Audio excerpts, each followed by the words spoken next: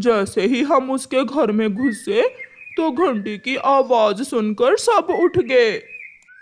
सुबह हो जाती है, सारे पक्षी उठ जाते हैं, मगर कौवे अभी तक सोए हुए थे। कबूतर दौड़ा दौड़ा चिड़िया के पास जाता है। चिड़िया चिड़िया, आज रात मेरे घर में चोर आए थे। क्या बच गए तुम या फिर लुट गए?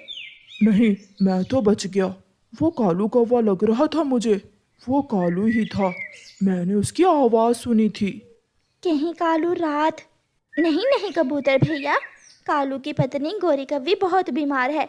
वो तो आज रात उसकी दवा लेने जा रहा था। फिर कौन हो सकता है? तुम मेरे साथ चलो, हम जाकर गोरी को देखते हैं। दोनों कबूतर और चिड़िया कौवों के घर जाते हैं। चिड़िया कौवे के दरवाजे पर दस्तक देती है।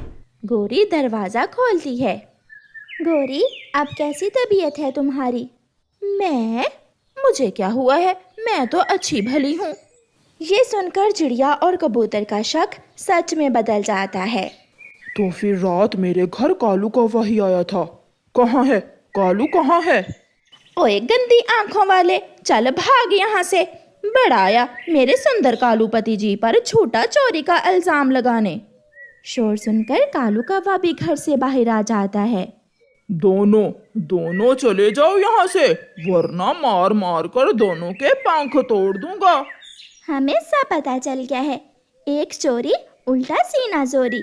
चलो कबूतर भैया। चिड़िया और कबूतर वापस घर चले जाते हैं। रात चिड़िया ने मुझे और जग्गू को जाते हुए देख लिया था, इसलिए मैंने चिड़िया से तुम्हारी तबीयत खराब होने का झूठ बोला था। तो फिर मुझे बताया तो होता, कैसे चूं चूं कर रही थी चिड़िया। अगली रात गोरी कव्वी कालू कौवे से कहती है, कालू जी आज तुम घर में रहो, मैं जाती हूँ। अब तुम बूढ़े हो गए हो, अब चोरी करना तुम्हारे बस की बात नहीं है। ध्यान से जाना, पक्षी चोर को पकड़ने के लिए नए नए उपाय निकाल रहे हैं।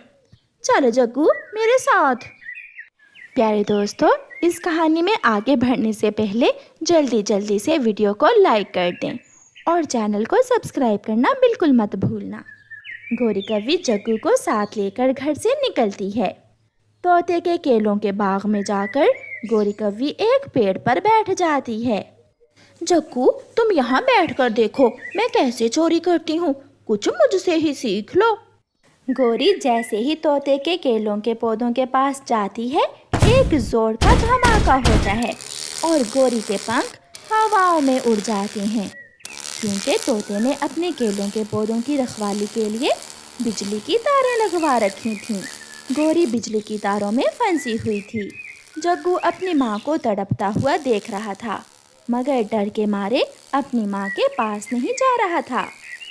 फिर गोरी कव्वी एक आखिरी नज़र अपने बेटे पर डालती है और मर जाती है।